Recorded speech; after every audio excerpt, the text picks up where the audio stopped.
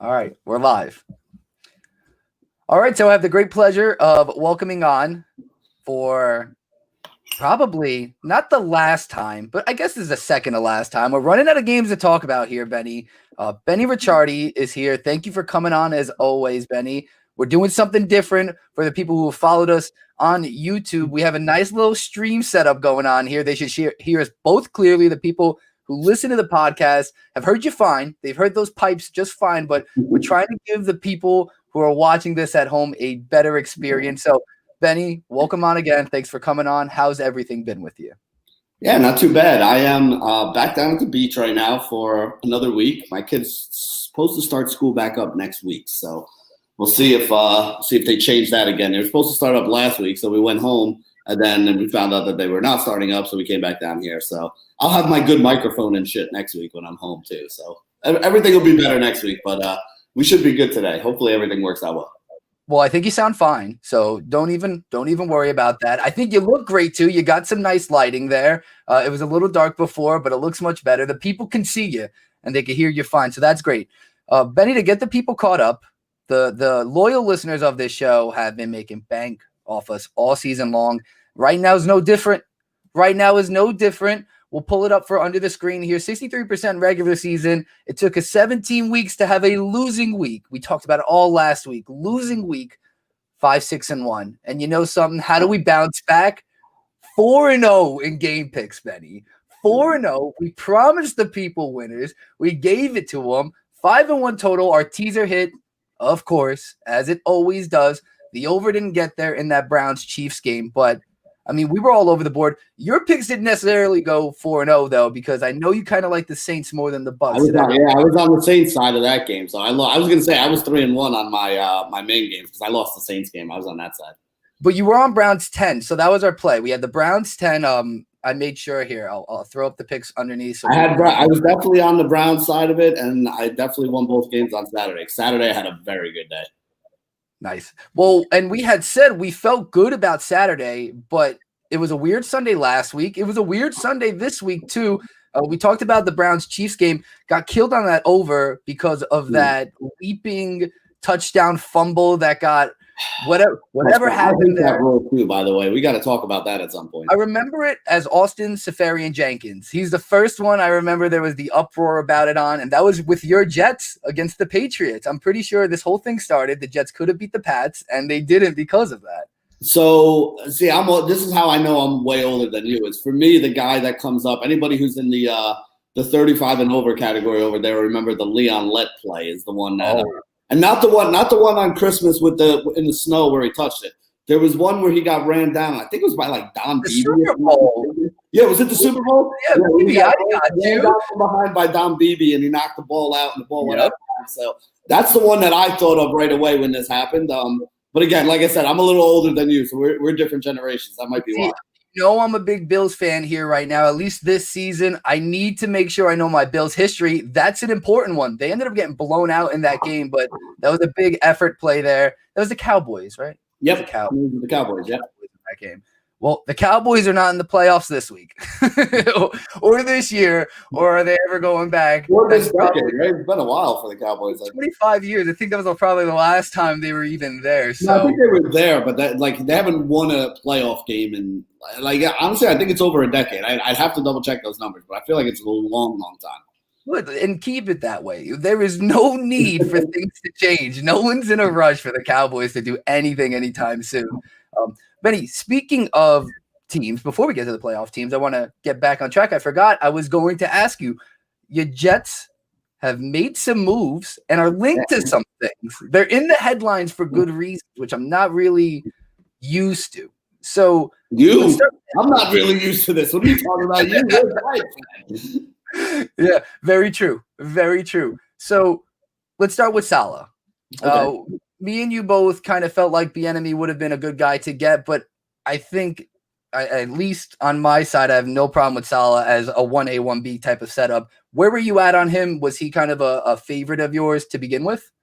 No, I mean, listen, I wanted Bieniemy in there. I think – all right, so let's go from the beginning here. So the numbers that I have and the numbers that I use when I do all this are very skewed towards offensive passing football.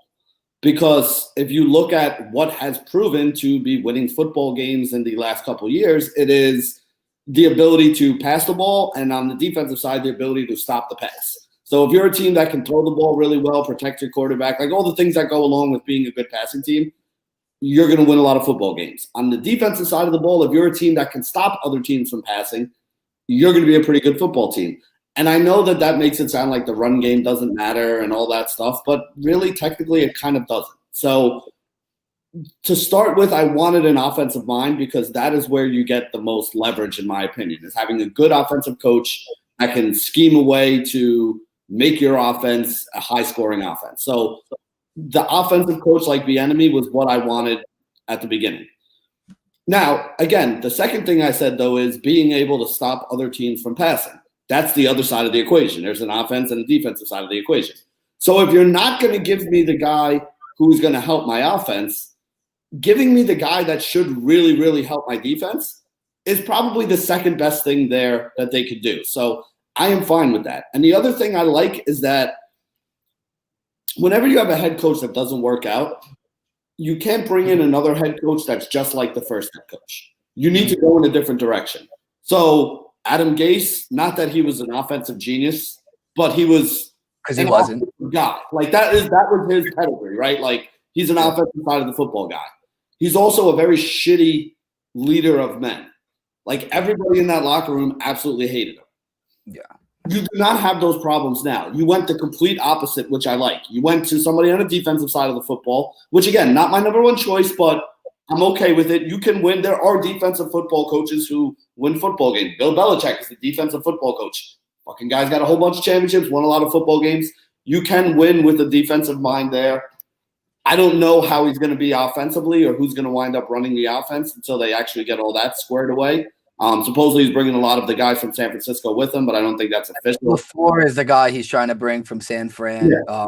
They just signed him today, so all that other stuff I don't think is official yet. So until it's official, I'm going to hold off on digging too deep into that, right? Because we've seen shit like this happen before. But for the most part, like I said, you went with a guy who is a player's coach. Everybody who played for him has come out on Twitter. Like even Richard Sherman was like, "Congratulations, Jets! You made a good move. You're getting a great one." You know what I mean? Like nobody, one of his players, and that's the most important thing. Like one of my favorite things that I can tell people all the time, and one of the things that I take pride in, and you would be somebody who can agree to this, is that when you're a coach, the way your players view you, in my opinion, tells me everything I need to know about somebody who I don't know as a coach. You know what I mean? And when you play for a coach that you like and you enjoy and you respect, like you're gonna go through a wall for that guy. And from everything I hear, that's the kind of coach that the Jets just got. So I'm hoping at the very least it starts changing the culture because that's what needs change first. Now, again, I don't expect them to be as good as San Francisco was because he does not have the pieces right now on the Jets to make that happen. So they need to also deal with the personnel side of it. But I think that you at least got a guy in there that can make things happen if you give him the right pieces. It still comes down to, though, you need players to win. I don't care how great a coach you are. It helps if you have good players. It helps a lot if you have great players. And right now the Jets don't have great players on really either side of the ball. There's a couple good ones, but this roster still needs a lot of work. Yeah, no, so I think you're right. I think the big thing with Salah, too, the guys are going to play for him. It's an effort thing, too. I mean, they're going to give it their all. I saw that big change with the Giants last year with Betcher to Patrick Graham. For me, that was the big thing. I think it's just having guys that want to be out there every day and play for the coach that they have, which the Jets did not want to do with Adam Gase. But I do think it's ironic that they hire a defensive head coach, and now they're tied to potentially one of the most dynamic young quarterbacks that, mind you, this couldn't be a better time for Deshaun Watson to be linked to the Jets because just like a week or two ago, we were laughing at each other with Curb Your Enthusiasm gifs about how, he died because Deshaun Watson didn't get drafted by the Jets. So it's just straight out of Curb. But let's go to the specifics of it because it seems like this might actually happen. They're about 4-1 at some books on possibly landing him. And there's a lot of crazy trades out there right now, obviously to do with a lot of the first round picks. You just talked about how the Jets need a lot of help. It's not going to be just one thing. They need some help. But if you're going to get Watson, which I don't think would answer your problems really because you still have Darnold, you got to deal with that. Why give up all those first? So how many firsts would it take? Would it take these first? Do you mind if they're future first? And then what the hell would you even do with Sam, Benny? I mean, does this make any sense to you? I mean, to me, like the number 2 pick in the draft here has to be included here. I don't think Houston is going to do it. And I think it's going to take more than that. Like I heard either 3 firsts or 2 firsts and Sam. The only thing that makes sense to me is 2 firsts and Sam. Like if you're trading Darnold and you're giving up the 2 firsts and Houston wants that, that's the only thing that makes sense to me. Now, you didn't ask the other question though. It's like, do I want this to happen? Like, do I want Deshaun Watson? Absolutely. Like the guy's wanted it. That was the rhetorical question. Of course you want him. Like I want him, but really it comes down to like, are you willing to mortgage the future for him? If you go get him, you're committing cap space, so that's a lot of money that you're committing to him. You're committing draft capital because, again, you're giving up the number 2 pick in this year's draft, without a doubt, and probably at least 1, if not 2 more first-round draft picks that maybe they turn into players, maybe they don't. But, I mean, listen, not having 3 first-round draft picks is a big deal. Now, again, if you go get your quarterback, he could be the quarterback in New York for a decade. You know what I mean? Like, so is it worth it? I don't think it's crazy. You're not going to get Trevor Lawrence. I don't think there's a second quarterback in this draft that's going to be like a transcendent talent that you could get at number 2. I think there is a group of guys that maybe could be, but I don't think there's a surefire one that you pull the trigger on. So, I mean, do I want Deshaun Watson? Like, I'm obviously not going to be upset if the Jets go and get him. But, you know, the thing that I said to you was like, we mortgaged our future for the quarterback a couple years ago. The Sam Darnold trade. We basically built the Indianapolis Colts offensive line with the draft picks that we gave them so that we could move up in the draft to take Sam Darnold. It hasn't really worked out well for us, but you know who it's worked out really well for? The team that got all the picks in the Indianapolis Colts. So I don't want to go ahead and do the same thing again. Like, I like being the team that has the picks. For me, the best case scenario here is the Jets find a willing trading partner who gives them another pick in the top 10 somewhere of this year's draft and a couple seconds or a couple other picks down the road. I want us to gather picks so we can fill in the holes rather than give up a whole bunch of picks to fill in one hole and then still have all these other holes that we got to figure out. You know what I mean? Well, and you also had told me, yeah, you've seen it done before. History repeats itself. And if you're the Jets, that history doesn't tend to be good. So try not to repeat that. Yeah, the Jets have a lot of decisions to make, and the more that they have, the more I get concerned that they're going to mess it up eventually. But Joe's done a really good job. I really like what Joe Douglas has done. For honestly, the first time in about 20 years, I have faith in the Jets front office, or at least enough faith in the Jets front office that rather than automatically assume whatever they do is a bad move, I'm actually giving them the benefit of the doubt of like, all right, let me try to figure out what they were looking at here or what they were seeing. Because so far they've done a lot of good things lately. So let's knock on wood. Hopefully we can keep it going. I was wondering what you were doing. I thought you were killing a spider there for a second. I wasn't exactly. I'm knocking on wood that we don't turn back into the same old Jets right now because it has been a pretty solid offseason. You know, I might even look forward to buying Jets tickets after all this stuff is done and we're allowed to go. I'm going to remember you said that. I'm going to remember you said that and ask you how many Jets games you've gone to. Wait, before I get off topic, and again, we get to the NFL stuff and this weekend, you talk about mortgaging your future. And that's a phrase me as a Net fan has heard a lot over the last 2 weeks. I mean, a lot. And I'm not taking the victory lap yet. We still got to see Kyrie out there come tomorrow, but what are your thoughts on the Nets? I saw your tweet yesterday. I think it was just KD is good. Something along. It was actually KD is filthy because he. Yeah, I mean they have 3 of the best individual one-on-one players in basketball on that team right now. Kyrie Irving is nearly impossible to keep in front of you. James Harden has been the most unguardable player in the league for 10 years. And the reason I said KD is filthy is he literally crossed the man up, went to the hole, stutter stepped and had the guy like knees shaky, and then just pulled up from about 15 feet away and just it was straight water. And I was sitting there thinking to myself, like, as a basketball coach, if I had a kid who was guarding that man and turned around and looked at me for like, coach, what did I do wrong on that possession? I don't have anything to, like, I can't tell you. You were down, he crossed, you beat him to the spot, he made another move. You tried to beat him to the next spot. You had your hand up as he shot the ball. The guy's 7 foot and just feathery, soft jump shots, silky smooth with the handle. Like, oh my God, so clutch. There's like if you when you play NBA 2K and you like create a player, like your creative player is like Kevin Durant. Like he's the tallest guy on the floor. He's got all the skills all the way up to 99. Like the man is just ridiculous. And he's only one of 3 people you have to work. Like that team is unguardable at this point in time. They're unguardable.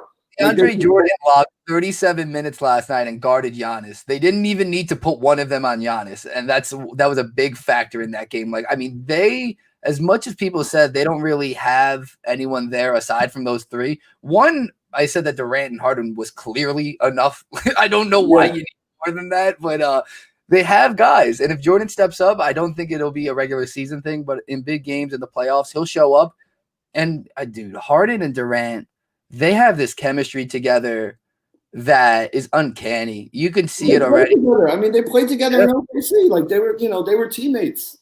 They were teammates before. Like this is, and I think what I really like about this too is assuming Kyrie comes back and has his head right and all that stuff, which I hope he does. Like he's a Jersey kid. You always got to root for the Jersey kids. I remember watching that kid play in high school and being like, my God, this kid's a monster, right? Yeah. But they're always going to be able to have 2 of those 3 guys on the floor. Like having 3 of them means that you could rotate them around so that you always have 2 elite one-on-one playing scoring threats on the floor at any point in time during the game. Like no other team in the league has more than maybe 1 of those guys, and they have 3 of them that can just go. I mean, just look at the game last night that they played, right? They played Milwaukee last night. KD and Harden both only had like 11 points at the half, and they both finished with like 30. That's their game.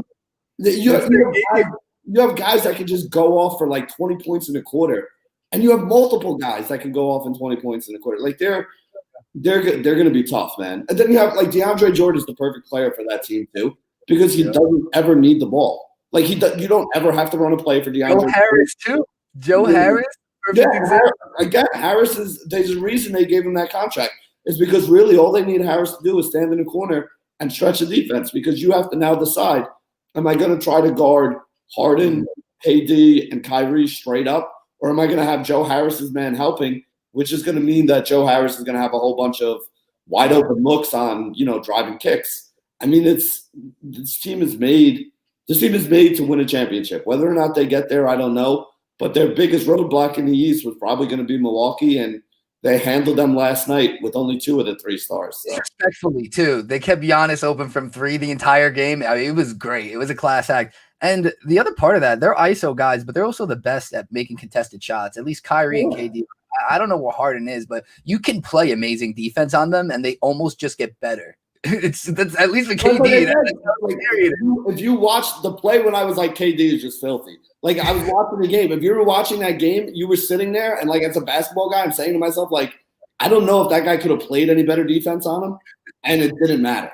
And like it's just such a I've been there before, like as a player and as a coach, where there's a kid on the other team, or there's a guy on the other team that you're guarding, or that you're coaching against. We were just like, dude, I've tried every single thing I've learned in all my years of being a basketball guy. I can't stop this kid. Like, I don't know how to – we've double-teamed him. We've ran a second guy at him. We tried to run him off the three-point. Like, you try all these different things, and when none of it is – sometimes just none of it worked. Like, you just got to tip your hat to a guy. Remember when he was playing a couple years ago for the Warriors, and they beat the Clippers, and it was like the post-game press conference, and it was Patrick Beverly and Lou Williams, and they were like, what could you guys have done to stop like Kevin Durant? And they're like, we fucking tried. Like, we tried everything here. Like the guy is just good. You just got to tip your hat to him sometimes. He's 6'11". I lost that battle at birth. Like without a doubt. I mean, that's the thing. Is like he's the biggest guy on the floor a lot of the times, but he's also the most skilled. And it's like you're not supposed to have that. You're not supposed to have that combination of talents, and that's what makes him so good. Is that he's got handles like a guard. He can shoot better than 99% of the rest of the league, and he's also one of the taller guys in the league. That if you just saw him and didn't know who he was, you'd be like, "Oh, that's their starting center," and you're like, "Nah, it's basically like their shooting guard." Like the dude is nasty. Yeah, I also love how Jeff Green fits on this team. But that was basketball talk talk for the New York football show. That was New York basketball talk. I needed to get it out. We hadn't talked about it. We touched on it briefly the last time you were on, but it's been building up in me. And they've had these 2 wins, and no one wants to hear it anymore. Stephen A. is my guy. I love it because he's backtracking on his takes. And I mentioned this today. I love being a fan of teams that people kind of go against, and like I'm not used to it because no one goes against the Mets. No one gives a shit about the Mets. So it's like I know how you feel. having people erupt right so angrily over the Nets and pour all these takes out as it happens, and no one's like they're gonna be good. Everyone's gonna be like it's not happening, and then you see them play well together. It's like where did everyone go? No one wants to talk anymore. Man, when I was a kid, I had so we had Nets tickets, second row behind the bench. Over in the corner, like the Nets would sit on the one side. So we were behind the basket in the second row. Now, again, this is in like the 90s when those tickets were like $55, $60 each. That same ticket right now is like $5,000. So, my dad gave them up a long time ago. But when I was a kid, I used to go to Nets games all the time. So I've been a Nets fan for a very, very long time. We used to go like all the, the Kerry Kittles and Jason Kidd's days. Like I still have a Drazen fucking Petrovic jersey, who you probably don't even know who the fuck that is. But I remember.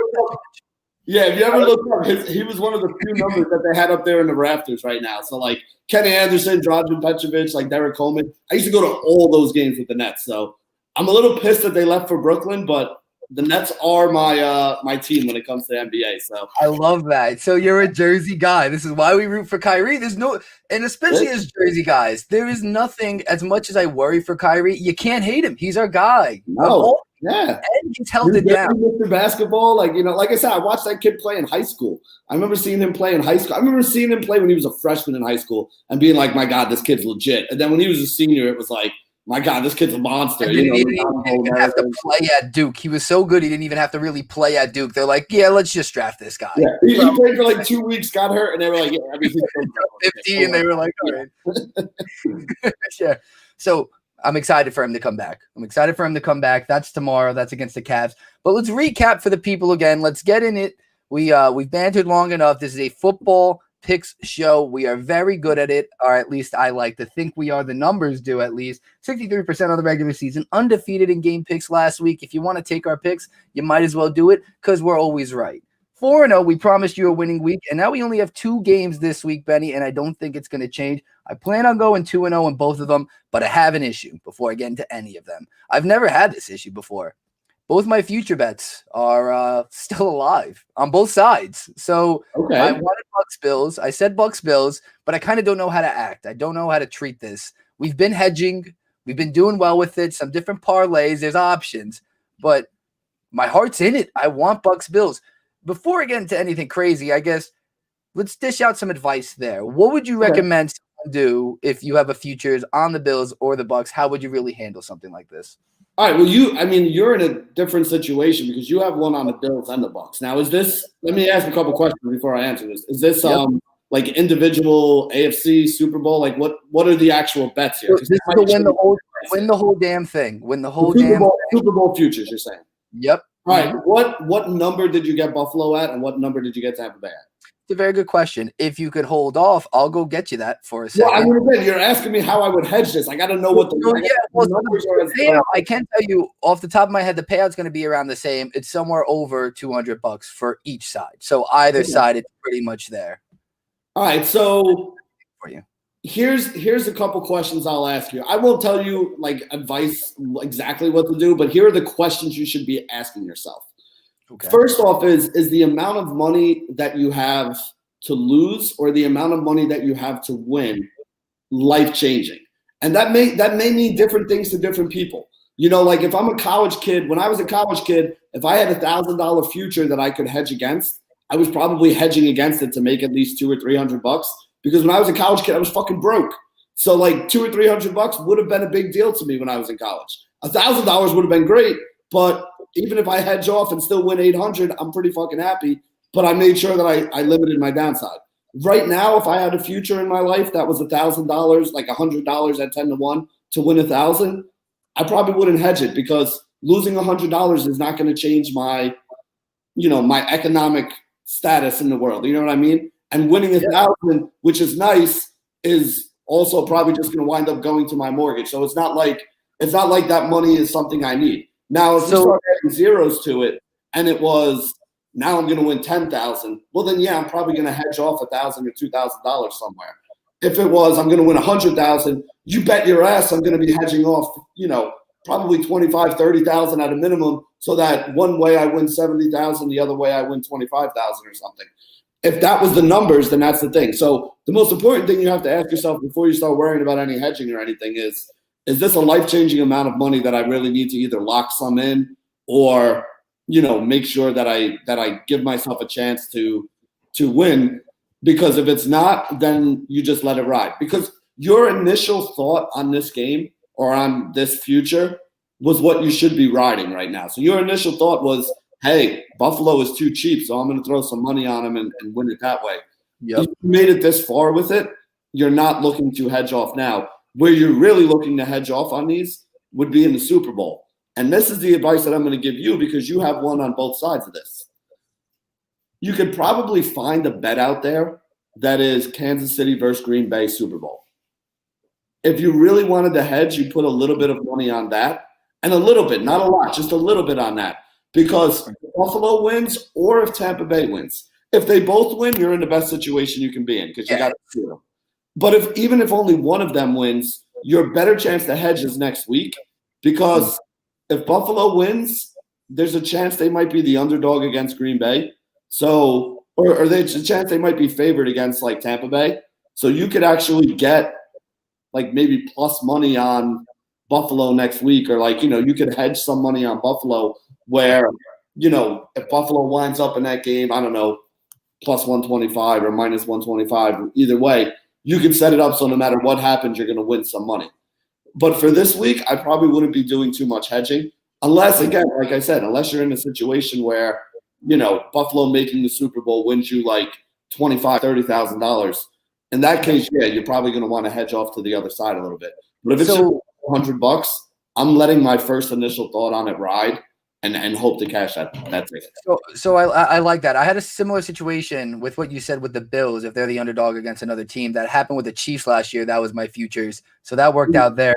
I got the Bucks at 18-1, Bills 17-1, threw the same amount of money on it. So the Bucks payout is going to be a little bit higher, but the difference really isn't much. And I only threw like $25 on it. So, a couple $100, nothing drastic more. Like I said, for a couple $100, I would probably just let it ride. Because, it's going to be like, obviously, it'll be nice if it cashes for you. But really what you want is to go into the Super Bowl without having put any more money on this, that one of those two teams gets there. Because then you're gonna basically have a $25 bet to win 400 on one side. And then depending on who gets there on either other side, like you could put, I don't know, a couple $100 on them there. So you guarantee yourself a profit either way. And, again, for $400, I would probably just let it ride and like look for the upside. But at least you have options, and your options are going to be better next week than they are this week. And you, in particular, who have two teams there, I would just roll the dice that one of the two, because you only need one of the two of them to get there to put yourself in that situation. And it's beautiful, Benny, because this is a great week to ride with my guys. They're both dogs, not to cut to the chase here. I mean, these lines, we're going to go through each game, but they're both dogs. And like we like to talk about, we bet both these teams money line. It's a coin flip game. One of them wins. You should come out pretty decent on the other side. And that's the reference I want to make before I make my picks here. Obviously, I kind of foreshadowed it, but let's talk about it first. First game kicking off at 3 p.m. on Sunday is the Bucks 3-point underdogs. That is a minus 102 line at betonline.ag, plus 146 on the money line. On the road against the Green Bay Packers, minus 118 on their minus 3. Spread minus 166 on the money line. Over-under is at 51, Benny. And I say this again, I am not touching any totals. I said I wouldn't touch totals last week, and we did it again. Yeah. And it was the only loser. So we're not touching any totals this time around, okay? So I'm not even talking about the 51. But I do want to note, the Bucks won the only meeting between these teams, at least with the Rodgers-Brady thing, and it was in recent memory. It was in Week 6. The Packers went up 10-0 and allowed pretty much 38 unanswered. Yeah, they did allow 38 unanswered. They lost 38-10. Big time statement win for the Bucks. Things turned quickly in that game, large in part for the defense. And I think that's going to have to be the big factor in this game here. I expect a heavy dose of Ronald Jones. I expect a heavy dose of the Bucks defense. But Benny, where are you at in this game? And is there any stopping Aaron Rodgers right now? Because the guy looks like an absolute machine. I mean, Aaron Rodgers has been awesome. Arguably the MVP this year. I'm in the Josh Allen corner myself, but whatever. I mean, it's they're all in the discussion here. So when I break my numbers down here, I actually have these teams, I think, 3rd and 6th or something like that, or 3rd and 5th in my power rankings. I have Green Bay about 1.5 better. You add in home field advantage, been using about 1.5 for that this year. So I'm right on market here with the field goal. Green Bay -3 is the number that I have, which is the number the books are offering too here. So as far as value on this game, I don't really have any for you. As far as my gut, to be honest with you, I do think Green Bay is the better offense. I think Tampa Bay is a much better defense, though. And, I mean, they kind of proved it last week against New Orleans. Now, I don't know if that was so much their defense was very good or that Drew Brees is just fucking washed or some combination of those two things. Field that night. I mean, Drew Brees looked horrible there. But then again, they also got, lit up right down the middle of the field by Jameis Winston on a, double flea flicker. I love that play. Did you see that was the same play the Bears ran the week before? They showed that replay. That's awesome. As a football coach, you do that all the time. You see how a team beat you the week before and I love to see it even at that level in the playoffs. Just awesome. That's great. They were watching the too, and I can't believe they weren't ready for that. That's awesome. Now, again, I don't know if they're going to play defense the same way this week that they did against New Orleans because they basically played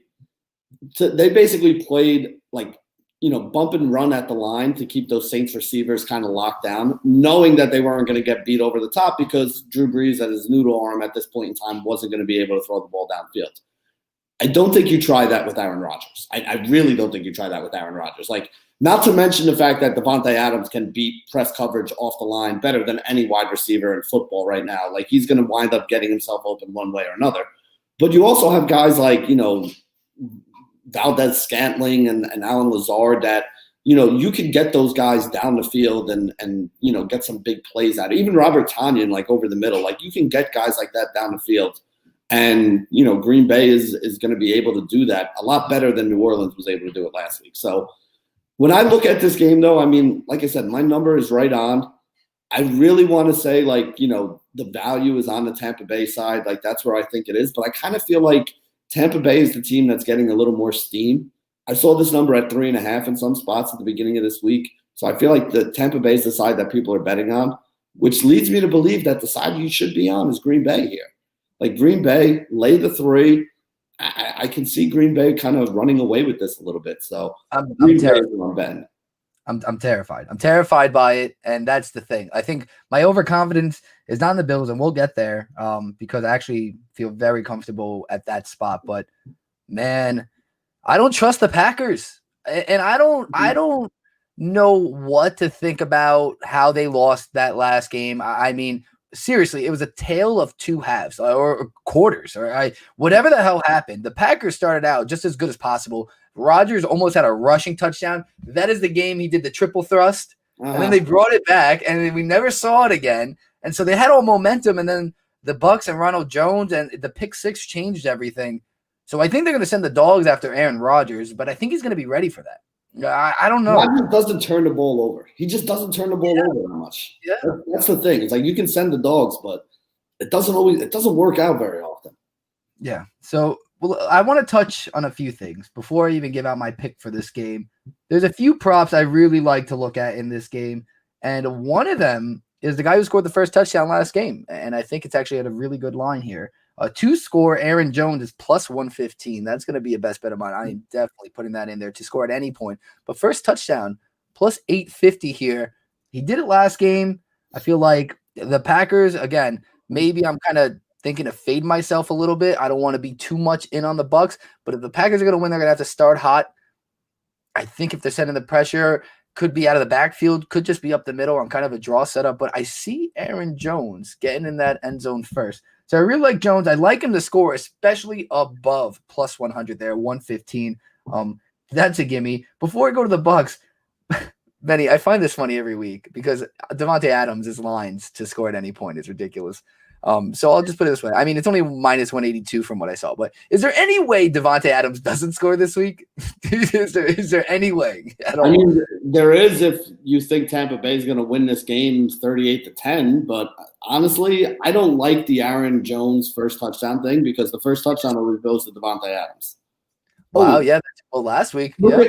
And the play they ran last week, they've been running a version of that play all season long, where they either try to get him one-on-one on the outside with no other help, and then they either run the back shoulder fade or they run like some kind of cross with them to get him the touchdown there, or they do exactly what they did last game, where they did that like motion just so that he couldn't get pressed at the line, and then it's just a matter of like pitch and catch with him and Aaron Rodgers. So, like, if you watched that play last week, they ran like a motion where Devontae Adams literally started on this side, went all the way across the formation to that side, and then came all the way back, faked going back, and then as soon as Rodgers called snap, he just broke to the line, and Rodgers put it right on the outside. That's a play that is undefendable. Like, you cannot defend that play because Rodgers is going to put it right on the money. Adams is too fast, too strong, knows how to use his body too well to, like, shield it to be able to get there. And I think that they just have so much faith in each other that, like, when they get down to the 5, that's literally like it's one of those, like, the quarterback looks at the wide receiver and is like, we're going to do that thing. And he's like, yeah, we're going to do that thing. And it's like, all right, we're going to do that thing. So I like Devontae Adams for the first touchdown. I played it last week, which worked out really, really well. And helping me some money there was one of the reasons I said I had a good day. So, yeah, I don't like that. But I do like the anytime touchdown at plus 115 for Aaron Jones. I mean, what's the point of taking a guy at minus 182, really? Like, if you take it, you do it on like some site that'll let you like parlay him scoring the first touchdown with, them like or over yards or something like that, Yeah, 100%. Well, so I got a few more anytime score numbers here that I think might jump out at you and you might like. So Ronald Jones looked a little back to normal last week, a little bit. Fournette did get the touchdown, but he got the same kind of workload. But Ronald Jones, the score is at 2-1 here. 2-1. Benny, tell me why I got to stay away then. Is this a trap? Ronald Jones, 2 touchdowns in the last meeting against Green Bay. 2. Yeah. I mean, listen, Uncle Lenny's looking good right now, man. Like Leonard Fournette is fair. Leonard Fournette's a real thing. And I hate it. Like, if anybody plays DFS out there, people were like, oh, Leonard Fournette's going to have a horrible game now because Ronald Jones is active. Like, Leonard Fournette had a good game. Leonard Fournette had a very good game. Leonard Fournette had a better fantasy game than Ronald Jones did. So, when you look at those two guys, my biggest problem, Steve, and we talk about this all the time with running backs, right? It's like whenever there's a committee, I want to stay away from it because it's just a whole extra layer of bullshit that you don't know how it's going to work out. Like maybe you're right. Maybe Ronald Jones gets 2 touchdowns, but there's also a scenario there where Leonard Fournette gets 2 touchdowns. There's a scenario where there's only 1 rushing touchdown, and then you're doing a coin flip on, is it going to be my guy or is it going to be the other guy? Whereas you could go to a team like, I guess Buffalo is the closest thing to having like a single back right now, but they're not even a good example of what I'm looking for. Well, they have Josh Allen too, so I mean they do. Well, that's what I'm saying. They're not even really a good example of what I wanted to get at. But like, like you look at a team like the Tennessee Titans, like if the Titans score a rushing touchdown, it's going to be Derrick Henry. So if I'm taking the number, I feel a lot more comfortable with that because there's only one layer of analysis. It's not, well, what if this is the other back? And the thing that really has me is, like you said, the back that got the goal line touchdown last week was Leonard Fournette. So we're basically like, yeah, well, Ronald Jones had them last time. But the most recent thing we just saw was Fournette being the guy that got it. So I don't know. That makes me a little nervous right there. So I'm listening to what you have to say because usually when you fade me, I like to say, haha, finally, I'm onto something because last week with the Bucks and the Saints and usually with the Giants and things like that, I'm like, all right, Betty doesn't like this. This might be a good idea. And that's why I end up doing it. It doesn't always work out, but your props. So I'm taking this very much into account and I'm glad you're saying that. Hopefully the listeners are listening to this stuff because again, yeah, the thing is, it's not even whether it's going to work or whether it's not going to work. It's all with props. It's all about probabilities. Mm-hmm. And when you have unknowns, then you can't figure out what the exact probability is. So you can't figure out what the number you should be taking is, if that makes sense. It's kind of a highbrow theory, but when if Tennessee scores a rushing touchdown, it's going to be Derrick Henry. So if you're breaking down your numbers and you say, all right, they're going to score 1.5 rushing touchdowns in this game, you can say to yourself, all right, there's probably like a 60 or 70% chance that Derrick Henry gets a touchdown. You could break down those same numbers and say, okay, there's probably a 60% chance that there's a rushing touchdown in this game. But now you have to do a whole nother level of analysis to say, what are the chances that that touchdown is Jones, or what are the chances that it's Fournette? And the number that you're getting paid is not usually big enough. Like, what's Ronald Jones? You said 2-1? 2-1. Yeah. So 2-1 means there's a 33% chance he scores a touchdown. So we just said there's a 60% chance that Tampa Bay scores. And Leonard Fournette is the guy who got the goal line carries last week. So the chance of Fournette scoring should be bigger than the chance of Ronald Jones scoring. So if you split it in half, it'd be 30% chance. If Ronald Jones is the one who has less chance, Ronald Jones' chance of scoring is probably like 25%. So 25% would mean you need plus 300.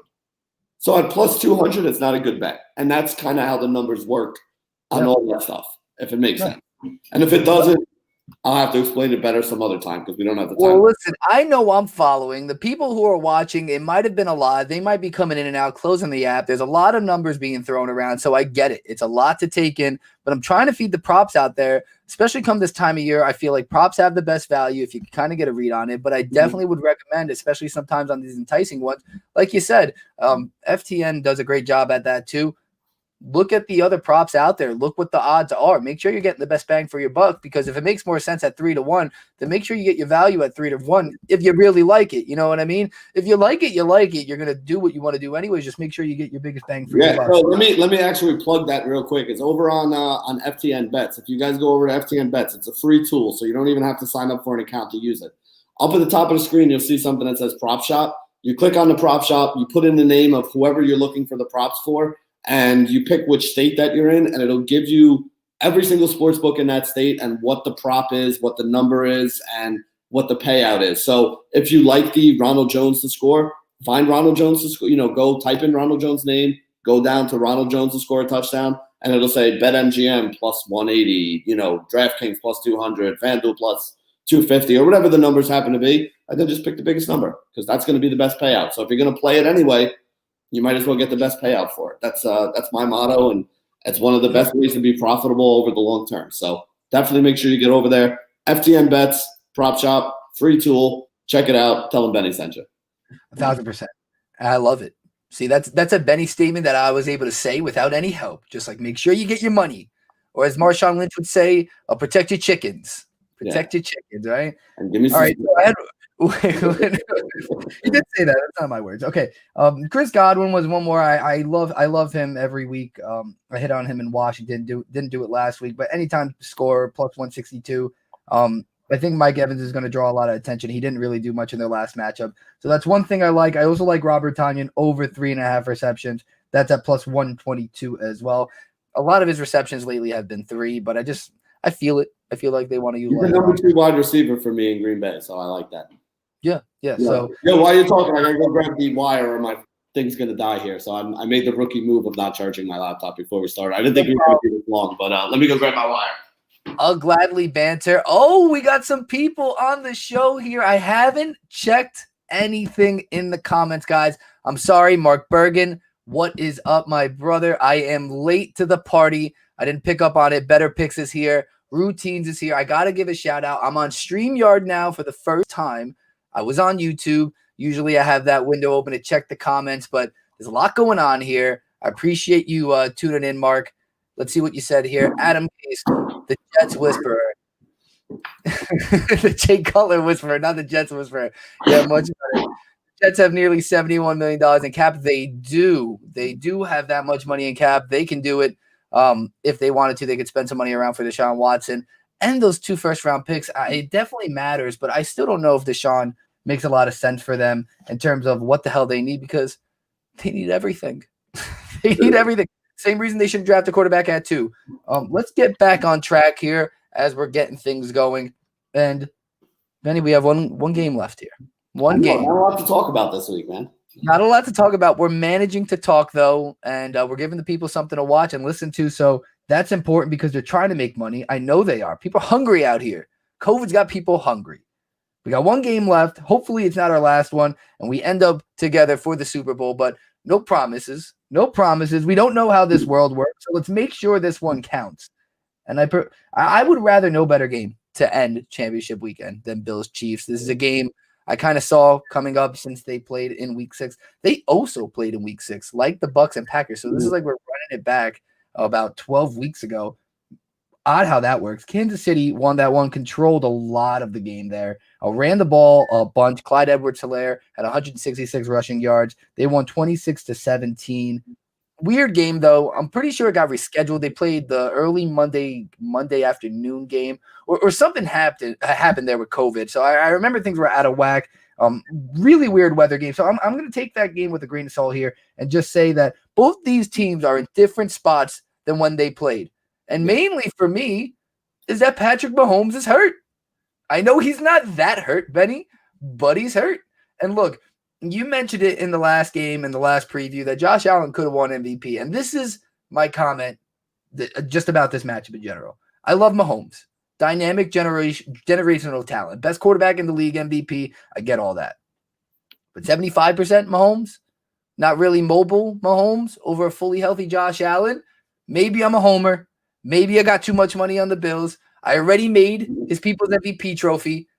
But give me Josh Allen, Benny. Are you worried about this Mahomes injury? Are you worried about the Chiefs?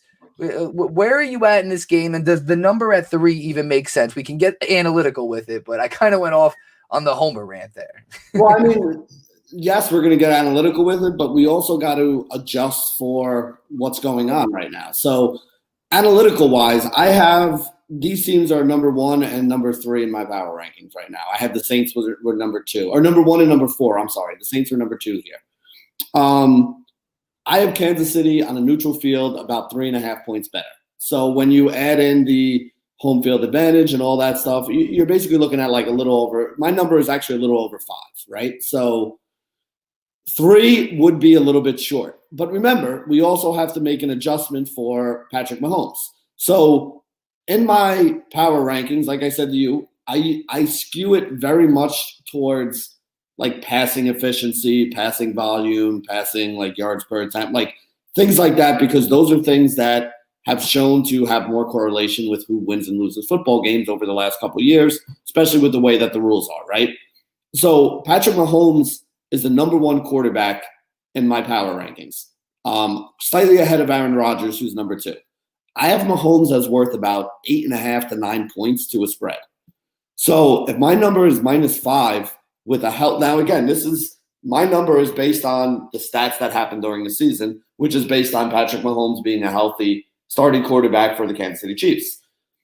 So based on those numbers, if Mahomes wasn't playing, I would think that Buffalo should be favored by like a field goal in this game or so. So that's really where I'm at. The -3, I think, is a nod to the fact that Mahomes is not completely healthy, and also a little bit of a nod to the fact that in the last 9 games, the Chiefs are 0-8-1 against the spread, and the fact that the Chiefs have not covered since November 1st against the New York Jets. So I think that the spread should have been a little bit lower here to begin with, and then I think the Mahomes injury also has it lower. So here's the deal. If you think Patrick Mahomes is 100% healthy, the value in this game is laying the field goal. Is it a field goal or is it below a field goal? It's 2.5 at the open. That's why I'm asking. So, yeah, I was so excited. I didn't even give the numbers. It's at 3. They're 3-point dogs, -119 at BetOnline for the 3-point dogs, +121 on the money line, -101 for the Chiefs at -3, -141 on the money line. Over-under, which we are not touching, is at 53. But yes, so at the -3, laying the -3 with the Chiefs, if you think Patrick Mahomes is going to be healthy and is normal Patrick Mahomes, there's value in that -3 on the Chiefs side. And if you can get it anywhere at below -3, I mean, you should be backing up the truck to take that if you think Mahomes is healthy.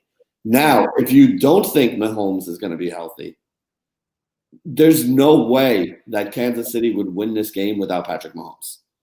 If Patrick Mahomes, I mean, just look at what happened last week against the Browns and how they held on to beat the Browns. They didn't beat the Browns going away after Mahomes got hurt. They held on. There's no way you're going to beat a better team because Buffalo's better than Cleveland. There's no way you're going to beat a better team without Patrick Mahomes. I don't even know if you could beat Buffalo without a 100% healthy Patrick Mahomes, because you would need Mahomes to make a couple really big plays here in order to kind of make sure that Kansas City wins this game. which is what we've seen him do for the last part of the 2 months, even if they haven't been covering the spread. So for me, the value on this game, Steve, and you're going to like to hear this, is Buffalo money line right now is what I already bet on. I love it. I love it. I love hearing it. And, you know, you're 100% right. I think Mahomes is going to play. I just think he's going to play.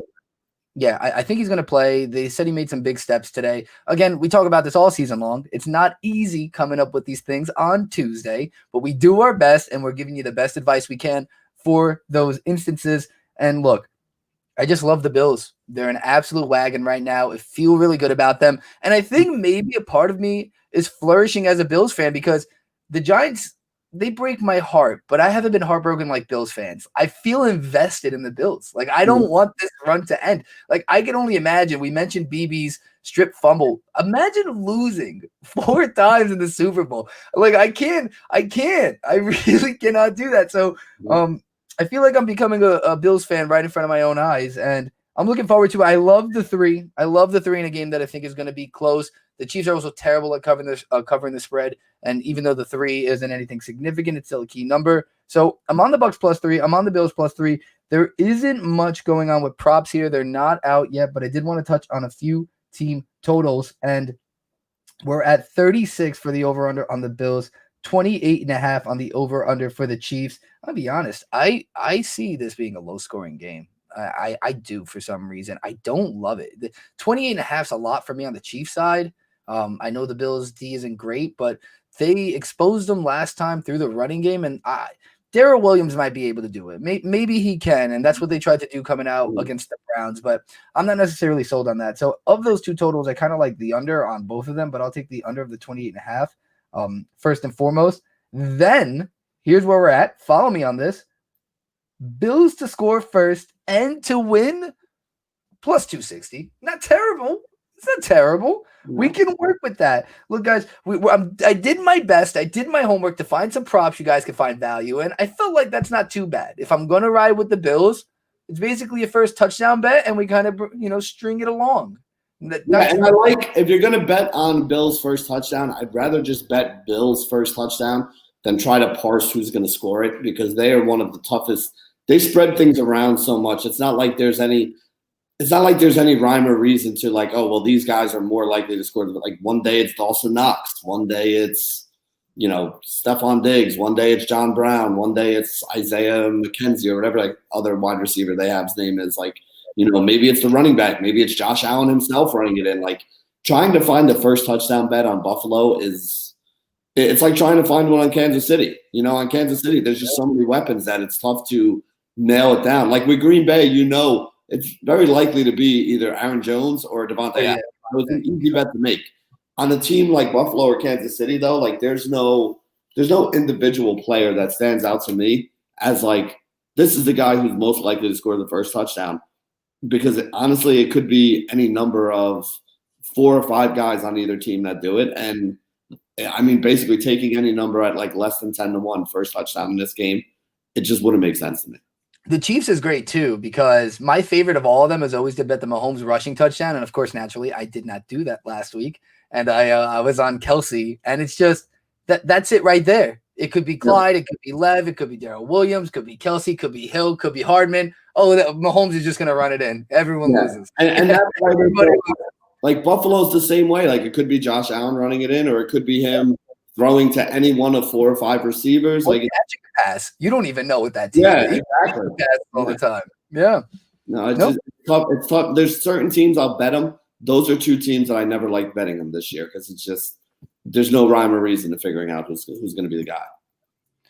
Well, we have no more games to talk about, but to recap real quick, I do have futures on both the Bucs and the Bills, but this is unbiasedly. I'm riding with my guys, taking both the underdogs this week. I'll take them at +3 because that's what we do. We're an against the spread show. Let me pull up the banners for the people that are still watching. Let you guys know, pretty good against the spread here at the New York Football Podcast.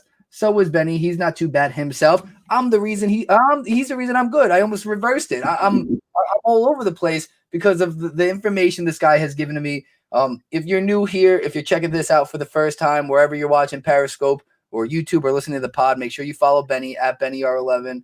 Turn those notifications on. He has great stuff. He's working with FTN Network, but he's also working with a million other things. He does golf, he does basketball, daily fantasy. He's all over the place. Benny, did I get everything? Did I cover everything? I don't actually do golf. I just know the guys who do golf really well. So I promote them because they're my boys and they work with me and they're very good at what they do. So listen to them for golf. Don't listen to me. I don't know shit about golf. Okay. Don't listen to him on golf, but listen to him on everything else.